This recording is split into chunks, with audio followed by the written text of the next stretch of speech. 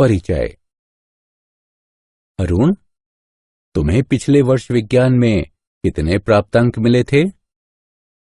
Sir, 72 प्राप्तांक मिले थे। और गणित में? 84 सर। विज्ञान में 72 और गणित में 84। ठीक है। श्रद्धा, अब तुम मुझे बताओ, तुम्हें गणित और विज्ञान में कितने प्राप्तांक मिले थे? सर, मुझे विज्ञान में 86 और गणित में 85 प्राप्तांक मिले थे। ठीक है, विज्ञान में 86 और गणित में 85। प्रतीक, अब तुम मुझे बताओ। सर, विज्ञान में 67 और गणित में 72। ठीक है। क्या तुम देख सकते हो कि मैंने तुम्हारे प्राप्तांकों को इस कोष्ठक में लिखा है? ये क्या दर्शाता है? कोई भी एक बताओ। ठीक है, मैं ही बता देता हूं। ये आव्यूह के रूप को दर्शाता है। आज हम जानेंगे कि आव्यूह और उसकी संक्रियाएं क्या होती हैं। तो आओ शुरू करते हैं। उद्देश्य। इस पाठ के अंत में आप निम्न करने में सक्षम हो जाएंगे। आव्यूह को परिभाषित करना, आव्यूह की कोटि की व्याख्या करना, विभिन्न प्रकार के आव्यूहों को लिखना, शून्य आव्यूह को परिभाषित करना, आव्यूह की समानता को समझना, आव्यूह के योग को समझना। आव्यूह की परिभाषा। एक आव्यूह स्तंभों तथा पंक्तियों में आंकड़ों को व्यवस्थित करने का एक तरीका है। एक आव्यूह को कोष्ठकों के भीतर लिखा जाता है।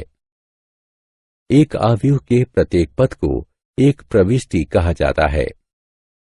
इस आव्यूह की तरफ देखिए। इसमें 2 पंक्तियां तथा 3 स्तंभ हैं। निम्न आव्यूह की प्रविष्टियां हैं 2 घटा 5, 10 घटा 4, 19 और 4। आव्यूह की कोटि।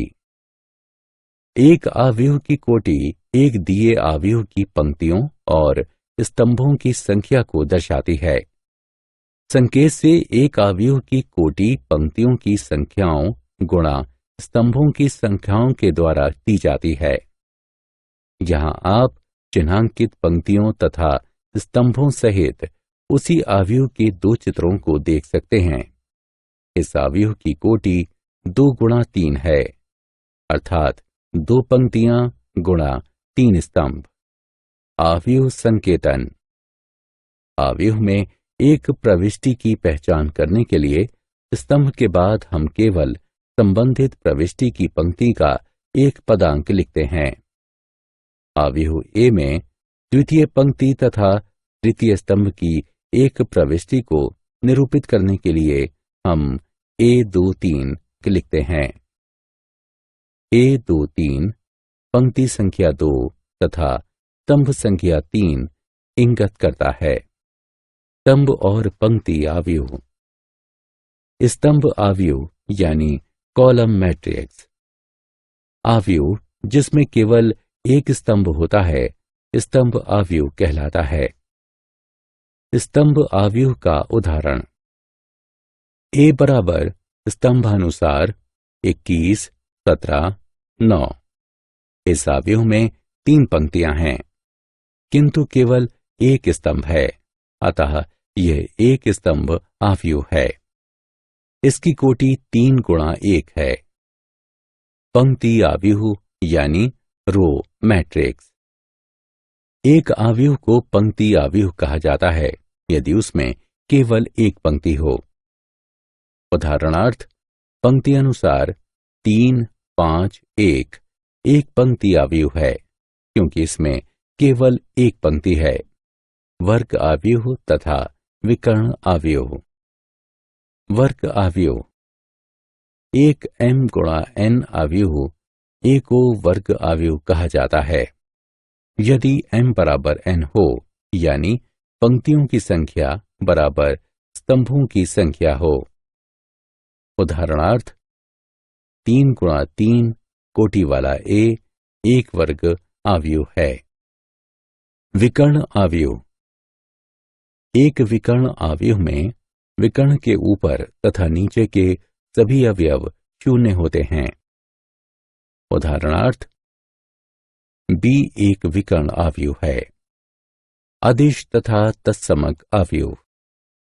अदिश आव्यूह एक विकर्ण आव्यूह जिसमें विकर्ण के सभी अवयव समान होते हैं अदिश आव्यूह कहलाता है। इस आव्यूह को देखें, यह एक समान विकर्ण अवयवों वाला विकर्ण आव्यूह है, अर्थात 7। अतएव यह एक अदिश आव्यूह है।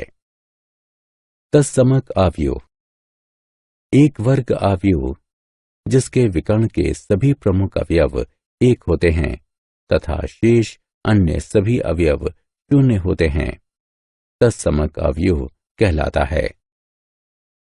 तत्समक आव्यूह को इकाई आव्यूह अथवा प्रारंभिक आव्यूह भी कहा जाता है। तत्समक आव्यूह को शब्द in गुणा n से निरूपित किया जाता है, जहां n गुणा n आव्यूह की कोटि को दर्शाता है। शून्य आव्यूह। एक शून्य आव्यूह अथवा रिक्त आव्यूह वो है जिसमें सभी अवयव शून्य होते हैं। यहां पर एक 3 गुणा 3 शून्य आव्यूह है। शून्य आव्यूह के 3 और उदाहरण इस प्रकार हैं। शून्य आव्यूह को O से निरूपित किया जाता है। आव्यूह की समानता। दो आव्यूह एक समान होते हैं यदि उनकी कोटि समान हो तथा संगत अवयव समान हो।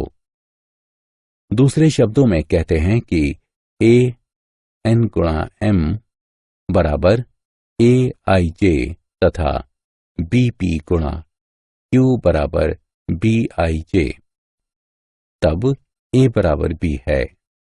यदि और केवल यदि n बराबर p m बराबर q तथा परिसर में सभी i और j के लिए aij बराबर bij हों।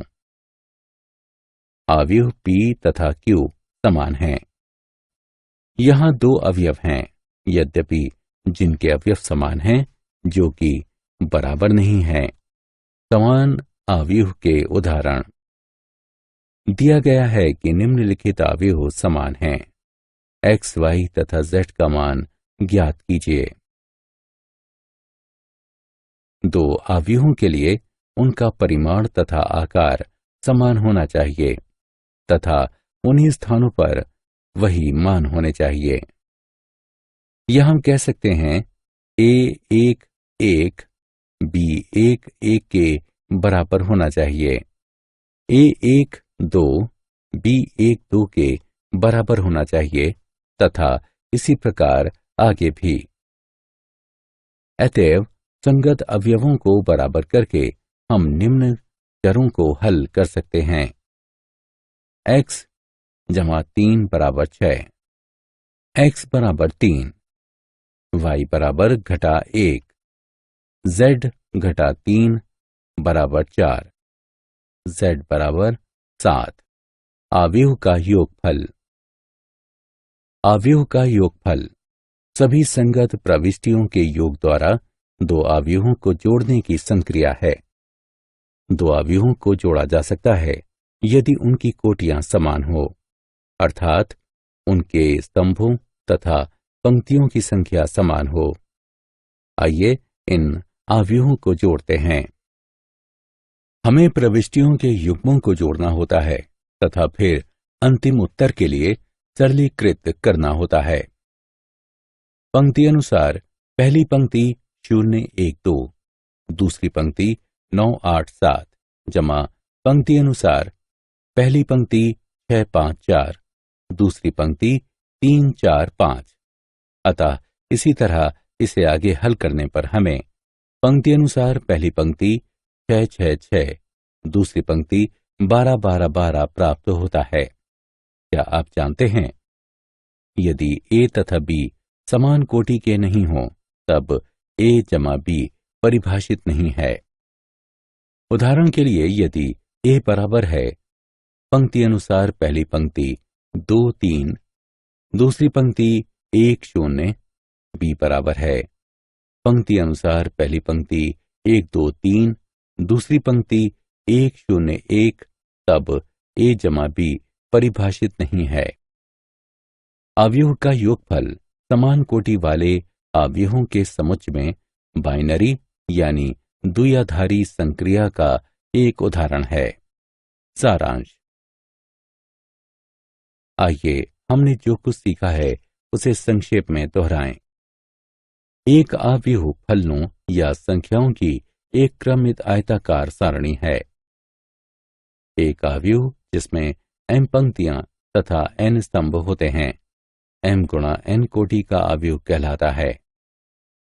aij m गुणा एक स्तंभ अवयव है। aij 1 गुणा n एक पंक्ति अवयव है। एक m गुणा n अवयव एक वर्ग अवयव है यदि m बराबर n हो। a बराबर aij m गुणा m एक विकर्ण अवयव है यदि aij 0 हो, अगर i बराबर ना हो j के। a बराबर aij n गुणा n एक अदिश अवयव है यदि aij बराबर 0 हो, अगर i बराबर ना हो j के। aij बराबर k हो, k एक अचर राशि है अगर i बराबर j हो। a बराबर aij n गुणा n एक तत्समक अवयव है यदि aij बराबर 1 हो, अगर i बराबर j aij बराबर 0 हो, अगर i बराबर ना हो j के। एक शून्य अवयव के सभी अवयव शून्य होते हैं। a बराबर aij बराबर bij बराबर b है यदि a तथा b समान कोटि के हों और i तथा j के सभी संभव मानों के लिए aij बराबर bij हो।